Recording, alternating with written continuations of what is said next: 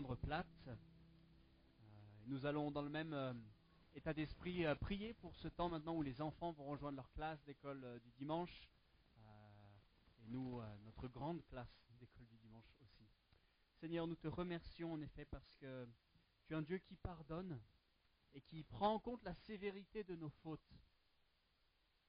Et tu l'as réglé de la plus belle des manières par la croix où tu as pris la conséquence de notre faute, la mort et la séparation d'avec le Père. Nous te prions, ces vérités, ces réalités nous mettent en marche chaque jour. Prions pour nos enfants qui vont recevoir l'enseignement. On te prie que ça parle à leur cœur, parle à nos cœurs aussi. Et nous te prions cela dans le nom du Seigneur Jésus-Christ. Amen. Vous allez pouvoir ouvrir vos Bibles dans l'évangile de Jean, chapitre 21. Nous terminons notre étude de l'évangile de Jean aujourd'hui. Et on est à la page 705, chapitre 21, à partir du verset 12.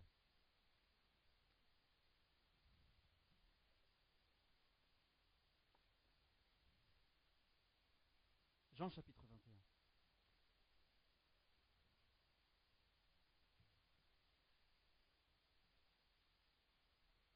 Il va s'afficher au niveau du mur derrière moi. Jésus leur dit, « Venez manger !» Et aucun des disciples n'osait lui demander, « Qui es-tu » sachant que c'était le Seigneur. Jésus s'approcha, prit le pain et le leur donna et fit de même du poisson. C'était la troisième fois que Jésus se montrait à ses disciples depuis qu'il était ressuscité des morts. Après qu'ils eurent mangé, Jésus dit à Simon-Pierre, « Simon, Simon, fils de Jonas, m'aimes-tu plus que même ceci ?»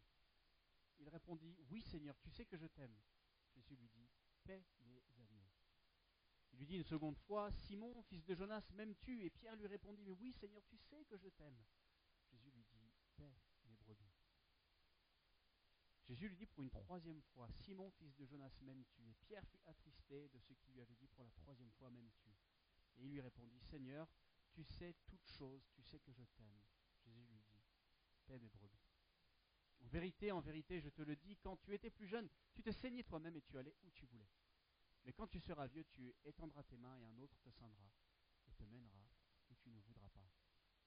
Il dit cela pour indiquer par quelle mort Pierre glorifierait Dieu, et ayant ainsi parlé, il lui dit, « Suis-moi. » Pierre s'étant retourné, vit venir après eux le disciple que Jésus aimait, c'est-à-dire Jean, celui qui, pendant le souper, s'était penché sur la poitrine de Jésus et qui avait dit, « Seigneur, qui est celui qui te livre ?» En le voyant, Pierre dit à Jésus, « Et celui-ci, Seigneur, que lui arrivera-t-il » Jésus lui dit, « Mais si je veux qu'il demeure jusqu'à ce que je vienne, que t'importe? Toi, suis-moi. » Là-dessus, le bruit courut parmi les frères que ce disciple ne mourrait point. Mais cependant, Jésus n'avait pas dit à Pierre qu'il ne mourrait point, mais « Si je veux qu'il demeure jusqu'à ce que je vienne, que t'importe ?» C'est ce disciple qui rend témoignage de ces choses qui les a écrites. Et nous savons que son témoignage est vrai. Jésus a fait encore beaucoup d'autres choses, et si on les écrivait en détail, je ne pense pas que le monde même pût contenir les livres qu'on écrirait. Jusqu'ici la parole de Dieu. Connaissez-vous l'acteur Peter Falk? Peter Falk est un acteur qui a un tic de langage.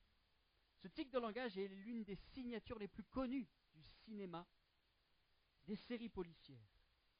À la fin de toutes ces enquêtes, cet acteur, Peter Falk, met son manteau type cardigan, met son chapeau, fait genre de quitter la pièce, et alors qu'on a l'impression qu'il part, il se retourne et dit une phrase typique que vous connaissez peut-être, qui est « Ah, juste une dernière chose, j'oubliais. » C'est à ce moment-là que cet acteur, Peter Falk, sort le détail qui résout l'histoire, qui élucide le mystère, qui rétablit la victime.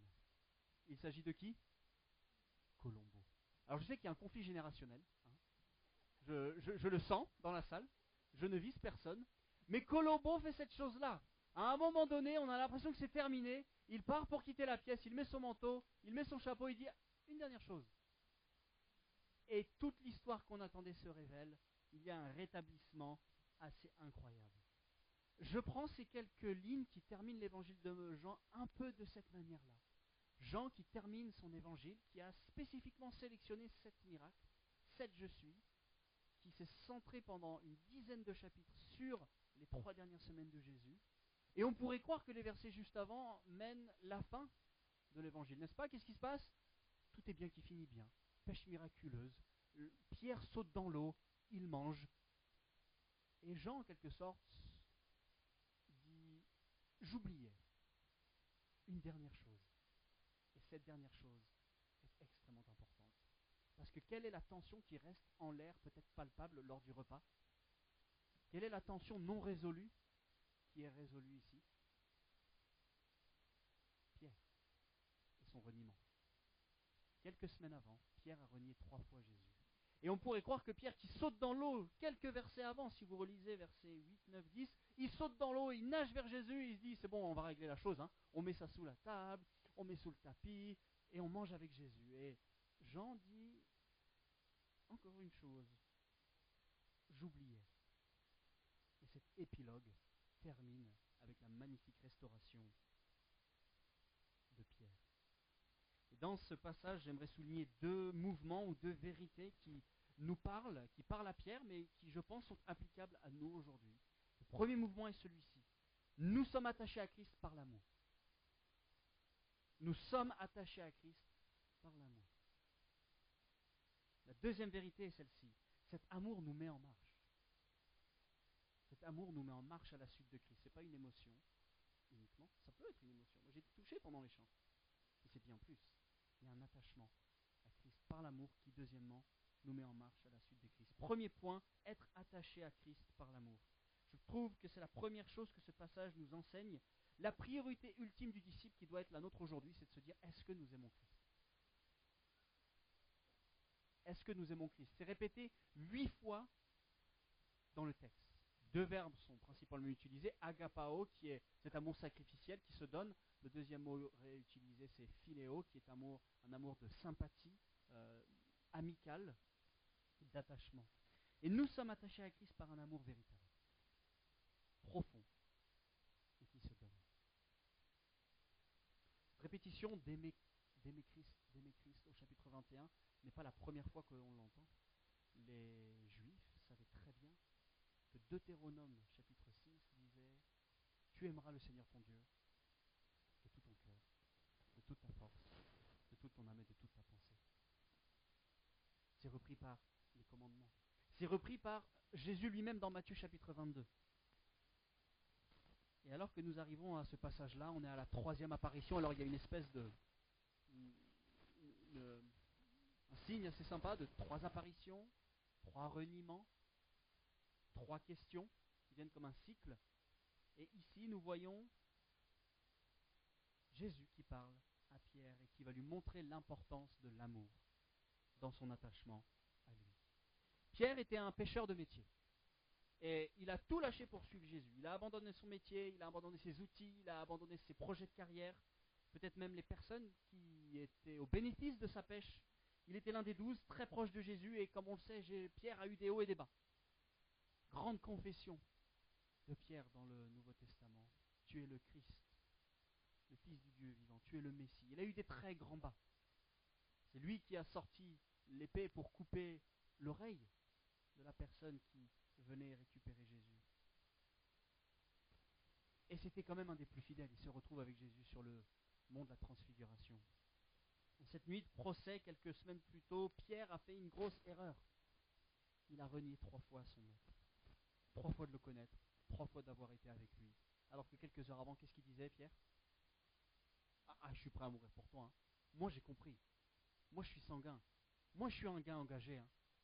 Moi, j'ai fait l'IBG. Hein. Moi, j'ai fait la fac de théologie. Moi, je vais aller jusqu'au bout dans cette histoire. Il n'y a pas de souci. Hein.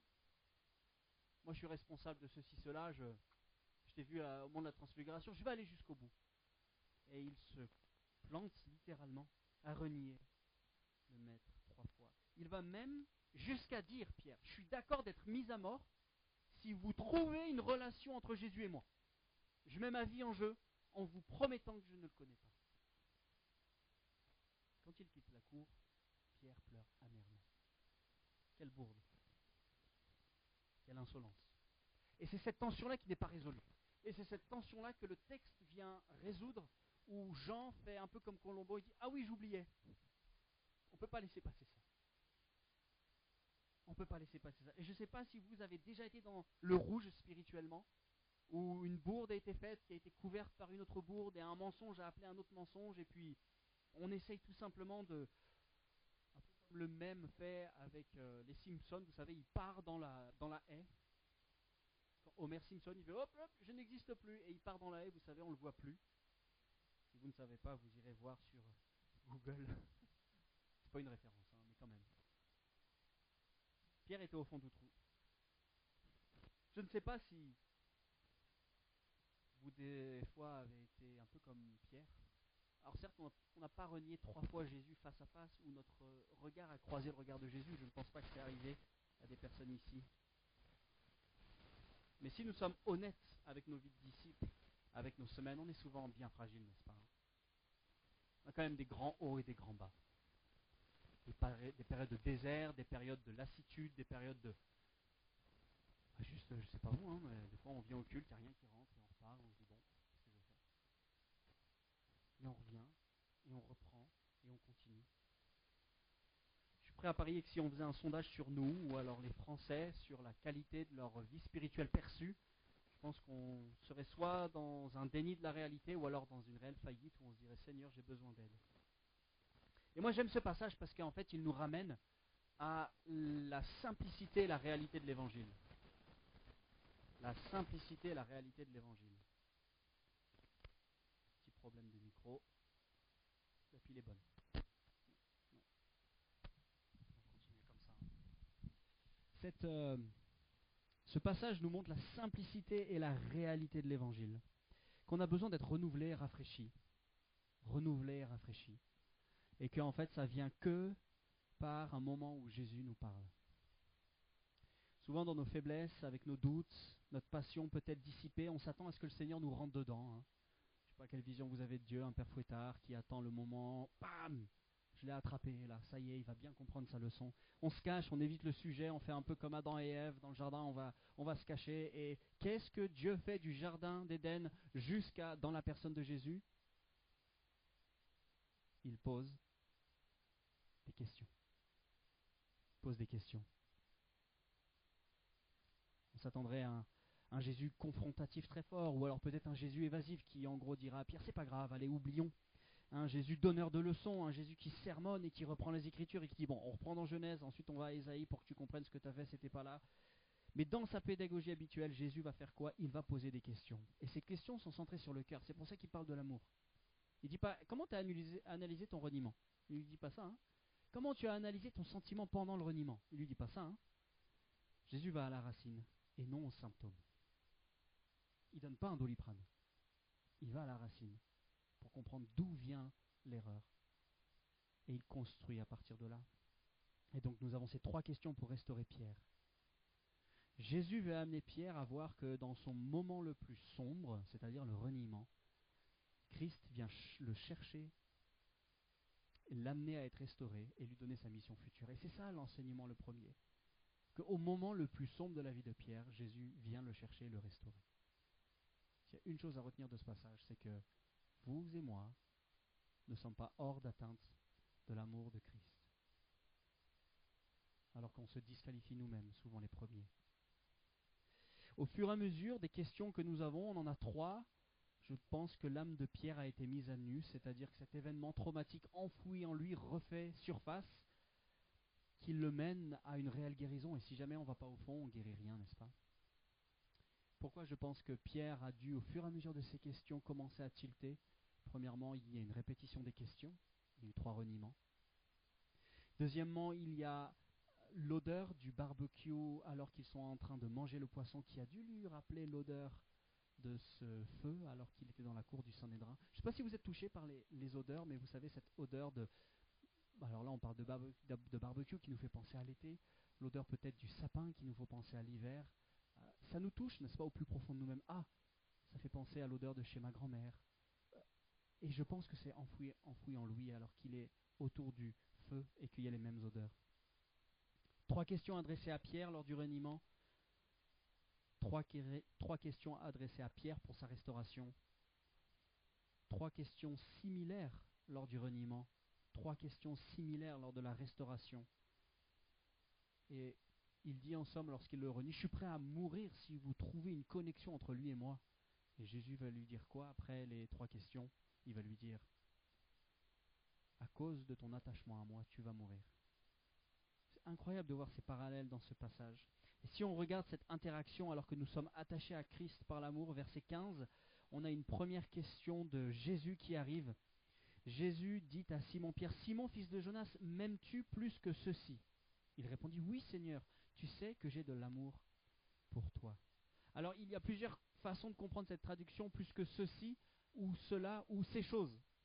C'est-à-dire que Jésus lui dit, « Est-ce que tu m'aimes plus que les autres ne m'aiment ?» C'est une possible traduction. Ou Jésus lui dit aussi peut-être, « Est-ce que tu m'aimes plus que tout ton matériel de pêche ?» C'est aussi une autre possible traduction. Est-ce que ton amour dépasse et surpasse tout ce que je t'ai donné? Est-ce que ton amour est attaché plus que ton voisin? Le Seigneur veut des disciples directs, simples, attachés, honnêtes, avec une foi authentique. Et ces questions touchent n'importe quel âge. Je pourrais les poser à ma fille Olivia, elle les comprendrait. Je peux les poser à vous de tout âge, vous la comprenez. Et alors il y a un débat, je vous l'avoue, alors là je mets ma casquette d'herméneutique, ça vous va, hein, je fais 1 minute herméneutique avec vous ce matin. Il y a un débat dans la compréhension de ces deux verbes, agapéo et philéo. Certains commentateurs pensent que Jésus demande à Pierre, « Est-ce que tu m'aimes d'un amour agapé, c'est-à-dire qui se donne jusqu'au bout ?» Et Pierre lui répond, « Je t'aime d'un amour philéo, c'est un amour amical. » Et donc Jésus lui redemande, « Non mais est-ce que tu m'aimes vraiment d'un amour de sacrifice, agapéo ?» Et Jésus lui dit, et Pierre lui répond, « Bah non, moi je t'aime d'un amour philéo, c'est un amour amical. » Et dernière question, qu'est-ce que pose Jésus? Il lui dit, « Est-ce que tu m'aimes vraiment d'un amour amical, comme pour aller le rejoindre ?» Et certains commentateurs diraient que l'interversion des verbes est là pour nous enseigner quelque chose, comme quoi Pierre ne correspond pas à ce réel amour de sacrifice total. Vous comprenez? C'est possible. Mais il faut savoir qu'il y a une tendance que Jean utilise dans tout son évangile, c'est que dès qu'il y a la possibilité d'utiliser des synonymes proches, il le fait. Il le fait de manière très récurrente. C'est-à-dire que par exemple ici dans ce passage, quand il dit savoir, il utilise deux synonymes interchangeables. La question des brebis dans ce passage, Jésus parle et Jean utilise deux synonymes interchangeables. Est-ce qu'il y a une leçon à tirer du fait qu'il y a agapéo et philéo, comme quoi Pierre ne correspond pas à cet amour sacrificiel? Peut-être. Je crois, moi je pencherai sur le fait que Jean, dans son choix stylistique, littéraire, a utilisé les deux. Il n'y a pas d'enseignement là-dessus à prendre. Juste que nous devons l'aimer. Ça va, vous me suivez? C'est juste que des commentateurs très populaires disent, attention, le centre du passage, c'est de savoir que Pierre a dit philéo alors que c'était agapéo qui était attendu. Peut-être. Mais Jean utilise souvent des synonymes interchangeables. Je pense qu'il le fait sans intention aucune derrière. Toujours est-il, aimer Christ, c'est le centre du passage. Être attaché à lui, avoir un amour sacrificiel, c'est ce qu'il nous demande. Et il demande ça une fois au verset 15, deuxième acte au verset 16. Et je pense qu'il amène Pierre à son triple reniement. Et troisièmement, verset 17. Et là, Pierre est attristé. Pourquoi il est attristé? Si vous avez votre doigt sur le verset 17. Il lui dit pour une troisième fois, Simon, fils de Jonas, as-tu de l'amour pour moi? Pierre fut attristé de ce qu'il avait dit pour la troisième fois. Il est agacé par la répétition, plus que agacé, j'ai l'impression, par le jeu de mots. Il est agacé, mais t'as pas compris, je te l'ai dit que je t'aime. Et Jésus ne va pas plus loin dans ces questions, n'est-ce pas? Pierre est pris par la grâce. Et là, on est face à des compréhensions du pardon et de la grâce qui sont assez fortes. Vous savez, le moralisme dit la chose suivante. Tu vas te changer et tu viens à Christ. Tu ne peux pas rentrer en présence de Christ si tu n'es pas changé. Ça, c'est le moralisme. Hein.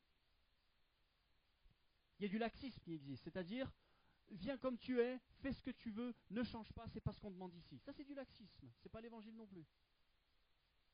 Et ici, il y a l'évangile de grâce. La grâce qui sanctifie, parce qu'il n'y a pas de grâce non sanctifiante. Hein. La grâce qui est permissive, c'est pas de la grâce. Et ici, c'est viens tel que tu es. Pierre, j'ai vu ce que tu as fait. Et il le laisse en disant va et ne pêche plus. Il lui montre que malgré sa chute et son échec, il y a une transformation du cœur qui doit s'opérer pour amener à changer et à vivre dans la repentance, ce changement de paradigme. Je l'ai renié dans la cour du Sanhédrin, je vais mourir pour lui. Et c'est ce qui va se passer. Ce que nous apprenons, c'est que l'amour de Christ est un amour de pardon. Et nous pouvons être pardonnés en Christ, comme Pierre l'a été. Jésus nous rejoint là où nous sommes, et là où nous avons peut-être des histoires enfouies, comme Pierre. Nous avons peut-être fait des belles bourdes. Quand nous venons dans la foi, par la repentance, Dieu peut œuvrer avec nous. C'est une des choses que je me souviens quand je faisais mes études de théologie aux États-Unis, quand on faisait la question du suivi biblique, le counseling biblique. Il y a un des professeurs qui, en gros, essayait de nous montrer comment interagir les uns avec les autres quand il y avait un péché de fait. Et il disait la chose suivante qui m'avait vraiment marqué, c'est qu'après 3-4 questions, si la personne se met sur le banc des accusés, et à juste titre, elle dit bah oui, je réalise que ce que j'ai fait, c'était pas ok. Et tout de suite, il disait, vous êtes dans la même équipe à ce moment-là. Parce que quand la personne réalise et prend responsabilité de ses actes, on peut travailler. N'est-ce pas? Si la personne se dit non mais c'est à cause d'eux, il y avait ça et puis moi je peux pas parce que je suis arrivé dans ce cas, c'est arrivé, c'est tombé sur moi et pouf, et puis j'ai péché. Il dit ah non, là on n'est pas dans la même équipe, on ne peut pas travailler. L'excusite. Et Pierre n'est pas tombé dans l'excusite. Il a pris responsabilité. Dieu traite en profondeur quand on vient à la lumière. C'est ça, marcher dans la lumière. Avec nos échecs, et il nous restaure. Il nous restaure. Et cette grâce que nous avons, elle déborde dans nos relations interpersonnelles. Cette grâce déborde dans notre service. Ce pardon déborde dans notre service.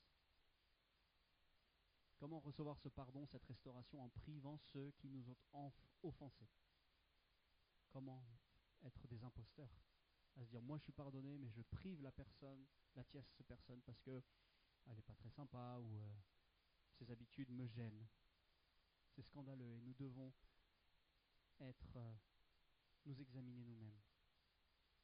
Cette semaine, il y a 3 jours, nous avons célébré l'anniversaire de mort de Jim Elliot. De mémoire, je crois que ça fait 60 ans.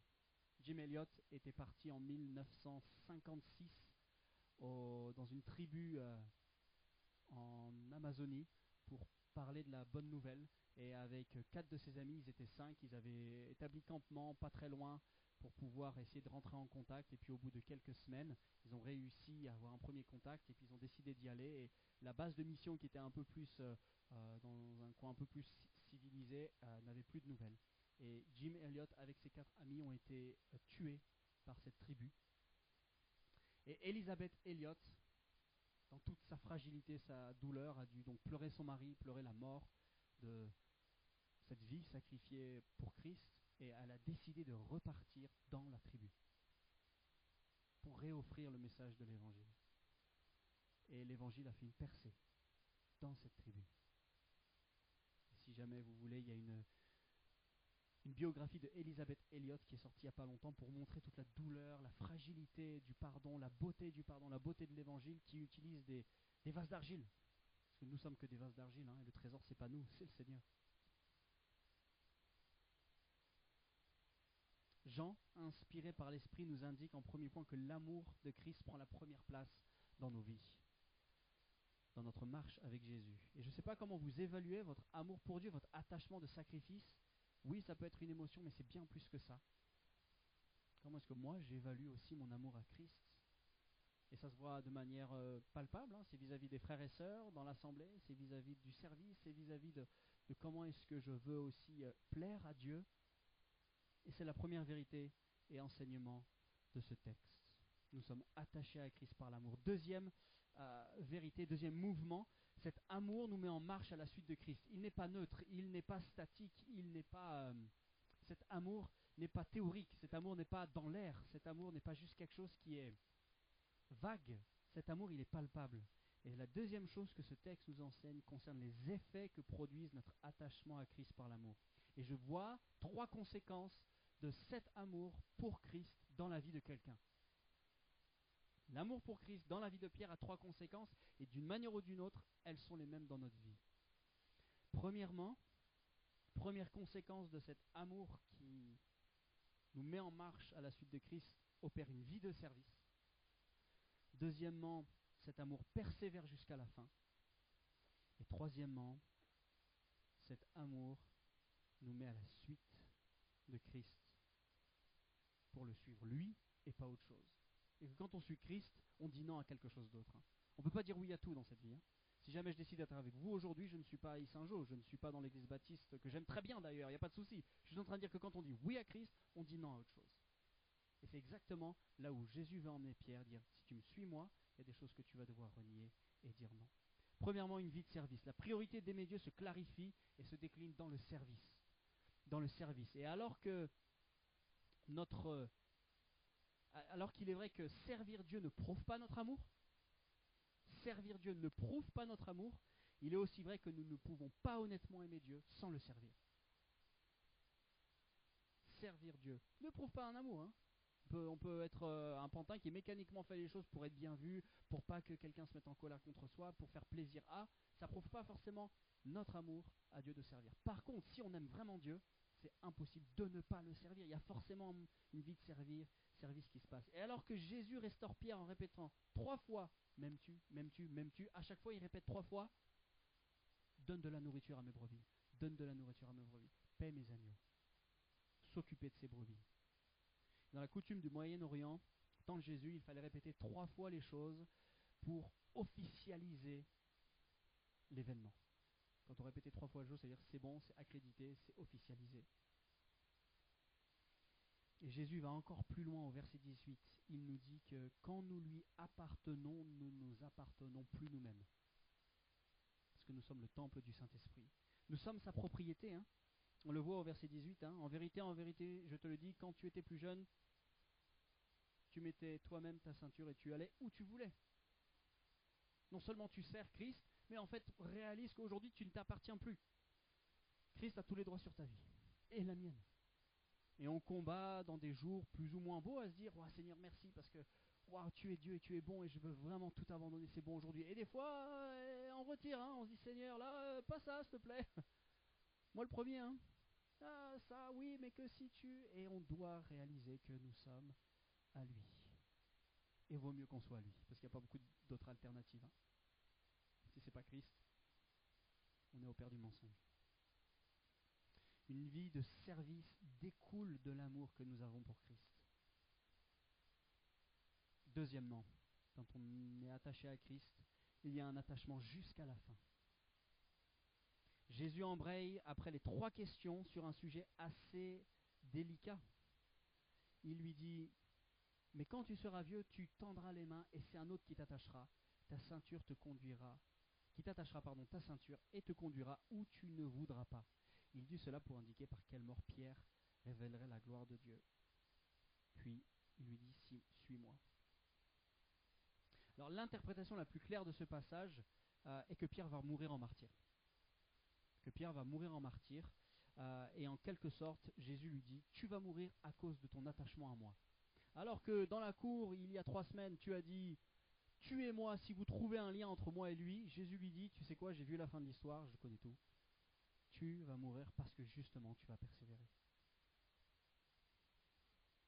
Si jamais on regarde l'histoire de l'Église, Irénée de Lyon, Justin Martyr, comprenez cette phrase dans leurs commentaires quand il est écrit « Tu étendras tes mains » comme une prophétie de Jésus sur la mort de Pierre qui allait mourir crucifié.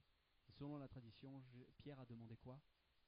D'être crucifié à l'envers pour ne pas être crucifié comme son Messie. On voit ça dans la Didaché des apôtres notamment et dans les épîtres de Barnabas qui sont des écrits apocryphes mais qui nous indiquent quand même pas mal de choses. Est-ce une bonne ou une mauvaise nouvelle d'entendre cela de la part de Jésus au verset 18, qu'il va mourir en martyr? Est-ce une bonne ou une mauvaise nouvelle? Jésus lui montre la fin de l'histoire, tu vas mourir, car tu es attaché à moi. Et je ne sais pas s'il y a eu un choc dans la vie de Pierre, mais en fait, je pense comprendre qu'il y a un choc, parce que qu'est-ce que fait Pierre à la suite de ce passage? Il regarde Jean et il dit quoi à Jésus? Ok, moi c'est bon, j'ai compris, je vais mourir. Lui, concrètement, lui, il fait quoi lui? Lui, il finit comment, s'il te plaît? Juste que je me rassure qu'on sera peut-être 2. Il est clairement en train de se dire qu'est-ce qui va se passer. Et Jésus lui répond, lui dit, que t'importe, toi suis-moi. Jean, il aura peut-être des plus gros soucis, peut-être des plus petits soucis, toi suis-moi. Et dans toute la difficulté de cette réalité, de cette vérité, on peut voir aussi une belle promesse de Christ. Que oui, tu vas tenir bon. Tu vas tenir bon. Jésus dit à Pierre, tu te souviens quand tu n'as pas tenu bon là? Après nos 3 ans de stage intensif où tu t'es défilé en 3 questions, toute ta vie qui va rester, tu vas tenir bon. Tu vas tenir bon. La foi que tu as est bonne. Le reniement est terminé, les doutes sont finis, tu ne vas pas vaciller. Tu ne vas pas vaciller. Et je pense que c'est une magnifique bonne nouvelle. Et ça rejoint l'enseignement du Nouveau Testament qu'une réelle foi qui sauve et une foi qui persévère. Oh frères et sœurs, nous devons être certains de cette chose-là. Philippiens 1,6, j'ai la conviction que celui qui a commencé en vous une bonne œuvre la terminera jusqu'au jour de l'achèvement. C'est Christ qui œuvre en nous, c'est pas nous qui œuvrons pour notre salut. Et une foi qui sauve va jusqu'au bout parce que Dieu donne un cadeau, il ne le reprend pas. Romains chapitre 8, versets 29 à 31. Écoutez bien l'enchaînement. En effet, ceux qu'il a connus d'avance, il les a aussi prédestinés à devenir conformes à l'image de son Fils, afin que celui-ci soit le premier dans un grand nombre de frères. Ceux qu'il a prédestinés, il les a aussi appelés. Ceux qu'il a appelés, il les a aussi déclarés justes. Et ceux qu'il a déclarés justes, il les a aussi glorifiés. Du moment de l'élection souveraine de Dieu jusqu'au moment de la gloire éternelle, il y a un enchaînement qui a personne qui disparaît. Alors ça pose la question de c'est quoi une réelle foi? Et on voit que Judas a pu tromper 12 disciples en 3 ans en vivant tous les jours avec. On peut falsifier une foi. Ça c'est sûr. Par contre, la foi qui persévère est une foi qui s'attache à Christ, qui revient à lui jour après jour. Quand on est attaché à Christ, nous le servons, c'est la première chose. Deuxièmement, nous allons persévérer jusqu'au bout. Et finalement, nous le suivons. Alors c'est un peu logique, hein, cette troisième déclinaison. Nous le suivons, mais comment on le voit? Verset 19, suis-moi. Verset 22, toi, suis-moi. C'est un même commandement qui a différentes applications. Pierre a un appel. Il y en a d'autres qui cherchent à savoir qu'est-ce qui va se passer dans la vie de lui. Qu'est-ce qui va se passer dans la vie là. Et Jésus nous dit, toi tu restes dans ta ligne. Tu vois les responsabilités que je t'ai confiées? Tu vois ton travail, ta famille, ton église, ton voisinage. Honore Dieu là. Ouais, mais lui là-bas, il fait pas ce qu'il devrait faire. Peu importe. Toi, tu fais ce qu'il faut faire là où tu as été placé. Dans ton mariage, avec tes enfants, avec tes petits-enfants, avec la belle famille. C'est ici où on t'attend. Pas ailleurs. Et Jésus nous dit 2 choses. Quand on suit Jésus, c'est puissant et exclusif. C'est puissant et c'est exclusif. Parce que dire oui, c'est dire non. Je suis marié à Mélissa, mon temps, mes projets, mon avenir, ma famille, c'est pour Mélissa. Personne d'autre. Ici, c'est l'église où je m'investis. Mon temps, énergie, projet sont ici. Alors oui, on a une réunion CNEF avec 6 autres églises demain. D'ailleurs, venons nombreux. Et j'aime ces frères de tout mon cœur. Mais je ne peux pas dire oui à tout. Dire oui à Christ, c'est dire non à autre chose. Quand tu t'engages avec Jésus, tu te désengages d'autre chose. Quand tu suis Jésus, tu ne suis pas quelqu'un d'autre. Écoutez ce que Jean 14, 21 nous dit. Celui qui a mes commandements et qui les garde, c'est celui-ci qui m'aime. Et celui qui m'aime sera aimé de mon Père et je l'aimerai et me ferai connaître à lui. Aimer Christ, ça se voit dans la manière dont on vit.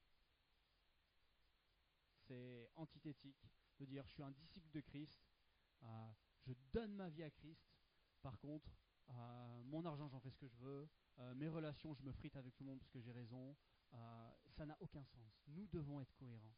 Et quand Jésus nous dit d'être attachés à amour pour lui, par amour pour lui et de le servir, ça change notre perspective. Vous savez, il y a quelque chose, alors je vous confesse, alors c'est la minute maintenant, deuxième minute, c'est la minute un peu râlerie. Ça va, je suis français quand même, hein. J'ai un passeport britannique mais je suis un petit peu français, donc je râle 2 minutes. Ça va si vous râlez avec moi? Ok. Il y a quelque chose qui m'agace en fait dans le milieu évangélique, alors c'est pas que la France, c'est partout, c'est dans les rassemblements jeunesse, il y a toujours ces soirées jeunes où c'est en gros tester les limites. Jusqu'où on peut aller en tant que chrétien et paraître cool aux yeux du monde sans péché. Je suis en relation avec une fille, je peux aller jusqu'à où là sans péché? Je suis un jeune, j'ai envie de sortir avec mes copains, je peux aller jusqu'à quelle boîte, jusqu'à quelle heure dans la nuit sans péché? Je suis désolé, ça m'agace. C'est insupportable. Est-ce que, en gros, on est en train de demander, est-ce qu'un chrétien, il peut faire ça? Si vraiment on était motivé par l'amour, est-ce que c'est la question qu'on poserait? J'aime trop mon église. Combien de fois je peux la louper? J'aime trop Mélissa. Avec combien de filles est-ce que je peux parler? Aller au cinéma. Je dis, mais ça n'a aucun sens. L'amour de Christ change notre perspective, les amis. On ne doit pas se dire jusqu'où on peut aller sans péché. On a mieux à offrir, hein, chers amis. On a bien mieux à offrir en tant que disciple. Hein. Quand on a des soirées comme ça, en général, j'y vais un peu à contre-cœur, et puis je prends la parole et je dis, et si jamais on changeait la question, qu'est-ce qui fait la gloire à Dieu là? Qu'est-ce qui glorifie Dieu maintenant? Qu'est-ce qui prouve mon amour à lui maintenant? Et forcément, ça change de paradigme. Comment chercher la gloire de Dieu? Comment chercher à honorer Dieu dans cette situation, dans mes réactions? À quoi est-ce que aimer Christ, à quoi est-ce que ça ressemble là? Maintenant. Oh, c'est dur. Oh, je suis énervé. Ouh, ma chair, elle prend le dessus. À quoi est-ce que ça ressemble? Avec notre temps, avec notre mariage, nos études, notre travail, nos frères et sœurs. Et je pense que ça change de paradigme quand on aime Christ. On ne se pose plus les mêmes questions. On ne se dit pas jusqu'où je peux aller là, comme ça. On se dit, Seigneur, là je veux vraiment que tu sois glorifié. Et je veux faire la bonne chose pour toi. Nous sommes attachés, premièrement, première vérité de ce texte, à Christ par l'amour. Rappel numéro 2, cet amour nous met en marche à la suite de Christ. Il apparaît clair que Jean termine son évangile de manière forte en disant « J'oubliais une dernière chose ». Et il vient montrer à quel point Pierre est restauré. Concluons ensemble. Nous devons garder les bonnes priorités en tant que disciples. Nous devons aimer le Seigneur notre Dieu de toute notre âme, cœur, pensée. Et je crois que ce commandement ne vaut pas que pour Pierre, mais pour nous tous aussi. Comment montrer notre amour au Seigneur? C'est vraiment ça la question en fait. Si on devait retirer plusieurs pistes, mais comment montrer notre amour au Seigneur cette semaine? Vous connaissez peut-être les 5 langages de l'amour de Gary Chapman. On pourrait peut-être s'en inspirer. Gary Chapman explique que chacun exprime ou reçoit l'amour à travers un ou plusieurs langages de l'amour. Les 5 langages de l'amour sont les paroles valorisantes, les moments de qualité, les cadeaux, les services rendus et le toucher physique.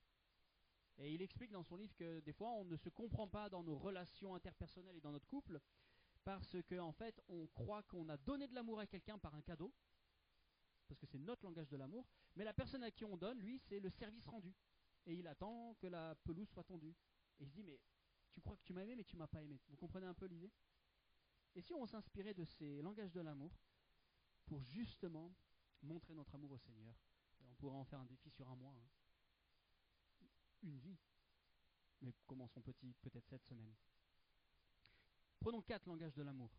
Je pense qu'ils sont valables dans notre expression d'amour vis-à-vis de notre Dieu. Premièrement, parole valorisante. Pourquoi ne pas cette semaine prendre un temps avec Dieu assez spécial où on écrit une prière à sa gloire? Et en se décentrant de nous-mêmes, on se centre sur Christ. Et notre situation paraît être différente. Parole valorisante. Un poème de louange, tout simplement. Si ça ne vous parle pas, ce premier langage de l'amour, temps de qualité. Temps de qualité avec Dieu. Allez faire une longue balade et puis mémoriser un psaume. Allez peut-être pleurer sur quelque chose qui gêne et juste dire Seigneur, j'ai besoin de temps avec toi. Parce qu'on ne peut pas aimer quelqu'un si on ne passe pas du temps avec. Hein. Je suis désolé. On ne peut pas aimer quelqu'un si on ne passe pas du temps avec. Troisièmement, si c'est le langage de l'amour sur les paroles valorisantes, c'est-à-dire la louange, l'écriture d'un poème. Deuxièmement, un temps de qualité avec Dieu ne vous parle pas. Pourquoi pas les cadeaux? Et quand on pense cadeau, on peut penser sacrifice. Qu'est-ce que nous devrions donner à Christ qui nous est cher? Ça peut être de plein d'ordres différents, mais peut-être un cadeaux. Et dernièrement, je pense au service rendu. Comment on peut servir Christ et son corps, local ou global, hein? Plein de besoins en France. Plein de besoins. Pensez à Teen Ranch, à 45 minutes. Des besoins pour de la maintenance, il y a des besoins pour des animateurs. Pensez à notre église, vous recevez un mail hebdomadaire avec les besoins. Pensez à notre frère Prosper, il n'est pas là, j'en profite. Pensez comment on peut le bénir sur les mois où il est encore là. Je sais que beaucoup de personnes ont déjà répondu à l'appel.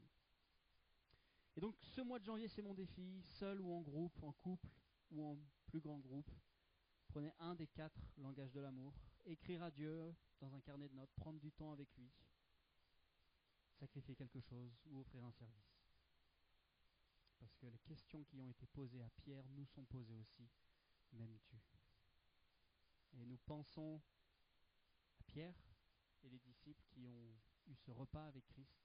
Et dans la nuit où Jésus fut livré, il prit du pain et il le rompit, il dit: ceci est mon corps qui est donné pour vous. Il fit de même avec la coupe et il lui dit: cette coupe est la nouvelle alliance en mon sang, et tout ce que nous vivons dans nos vies de disciples, c'est sous la grâce.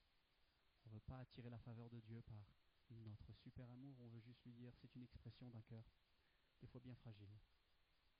On va prendre ce repas ensemble, et si vous êtes à Christ, prenez-le librement, et si vous n'êtes pas encore à Christ, saisissez-le. Saisissez-le pour recevoir ce pardon et cette vie éternelle.